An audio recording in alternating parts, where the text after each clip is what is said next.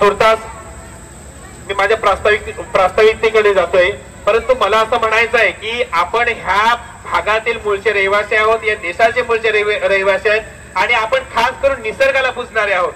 पण आपण एक नदीची पाण्याची पण पूजा करतो, फळाची पूजा करतो, कंसरीची पूजा करतो, धरतीची पूजा करतो.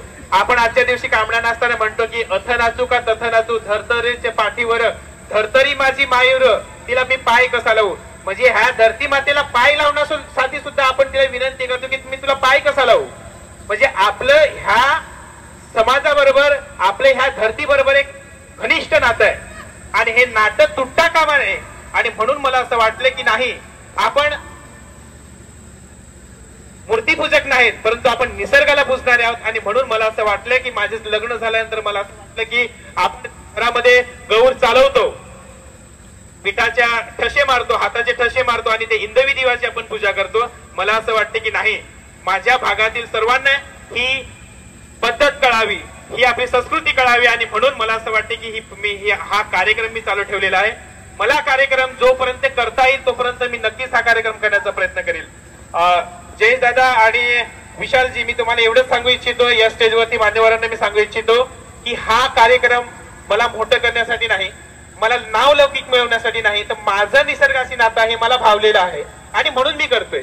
मी कुणाकडे वर्गणी घेत नाही, कुणाकडे 1 रुपया सुद्धा घेत नाही, पण माझा परिवार समस्त माझ्या पाठीशी आहे. त्याच्यामुळे माझ्या आई बाबांची मला साथ आहे, भावांची बहिणींची सगळ्यांची साथ आहे. आणि म्हणून ह्या भावनेतून, सामाजिक भावनेतून मी हा प्रोग्राम करण्याचा प्रयत्न करतो. माझा पॉलिटिकली उद्देश नाही, माझा सामाजिक उद्देश नाही, परंतु आपल्या समाजाला काहीतरी मिळावं आणि म्हणून मी ह्या गोष्टी करण्याचा प्रयत्न करतोय. तर माझं प्रास्ताविक मी इथे थांबवतो आणि म्हणून हा कार्यक्रम जोपर्यंत मी जिवंत आहे तोपर्यंत हा कार्यक्रम दरवर्षी होत राहील. नाही मोठा झाला तरी, छोटा तरी होत राहील, परंतु नक्कीच होत राहील. मी तुम्हाला तिथे ठामपणे सांगतो आणि मी माझे प्रास्ताविक भाषण संपवतो. आपल्याला डान्सचे कार्यक्रम सुरुवात करायचे, परंतु मी मान्यवरांना फक्त 2 भाषण करायला देतो. मी मान्यवरांना एक विनंती करतो की त्यांनी आपले थोडक्यात 2 मिनिटं मांडायचे आहेत. मी विशालदादा गोलीम यांना विनंती करतो की त्यांनी थोडंसं आपलं मनोगत व्यक्त करायचं.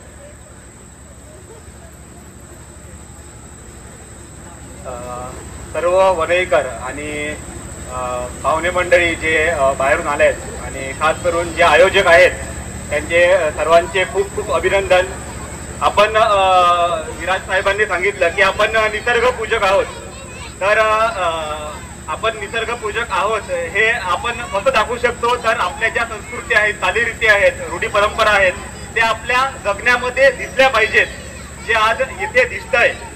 आणि हा उद्देश इथून इतर गावं देखील घेतील. म्हणजे या प्रकारे सार्वजनिक ठिकाणी साजरा करून गाव या ठिकाणी एकत्र जमून सार्वजनिकरित्या निसर्गाची पूजा करून निसर्गाचे रक्षण करण्याची जबाबदारी घेईल, तेव्हा खरा ही निसर्ग पूजा साध्य ठरेल. या दिवशी फक्त आपण गौर फूल आणूनच पूजत नाही, तर करडू झालं, कोमेटी झालं, अजून बऱ्याच अशा 7-8 वनस्पती आहेत त्या आपण आणतोय आणि त्याचं पूजन करतोय. आणि यावेळी तुम्ही पाहाल की ज्या काही आपण ज्या 7-8 वनस्पती घेऊन येतोय निसर्गातून, गौरोबा जो जंगलामध्ये जातो आणि गौराई जी बायको असते घरातील, ती पूर्ण घरामध्ये गौर चालवते. आपण सांगतोय ना, एक थेरी आहे की धर्तरीवर कंसरी, सांगतात ना की धर्तरी असेल तेव्हाच कंसरी पेकेल ना, बरोबर ना. तर त्या फेरीवर आपण पिठाचे ठसे उमटवतोय, घरामध्ये गौर चालवतोय, पुन्हा घराच्या धान्याचा कोठार असेल किंवा आपली चूल असेल तिथपर्यंत आपण गौर चालवतोय.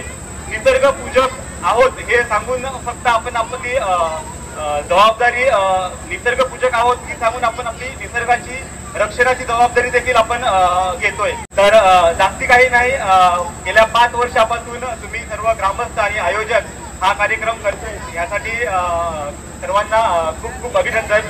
आदिवासी मूर्तीपूजक बिलकुल नाही, तो कुठल्या आकाराला किंवा एखाद्या मूर्तीला पूजत नाही, तो निसर्गातील प्रचंड शक्तीला पूजतोय. ही आदिवासींची एक वेगळी ओळख आहे आणि हा वेगळेपणा आपण राखला पाहिजे आणि जपला पाहिजे.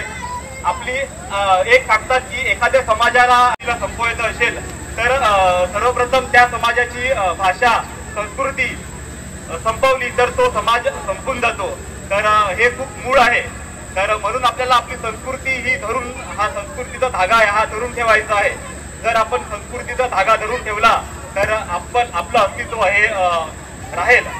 तर एवढंच बोलतोय. अजून बरेच कार्यक्रम आहेत सांस्कृतिक.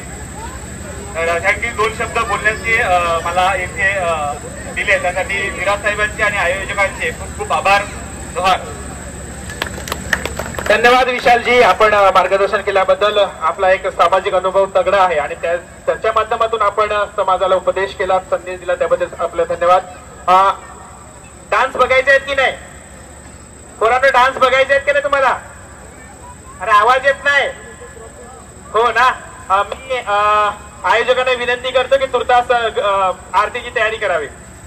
स्टार्ट.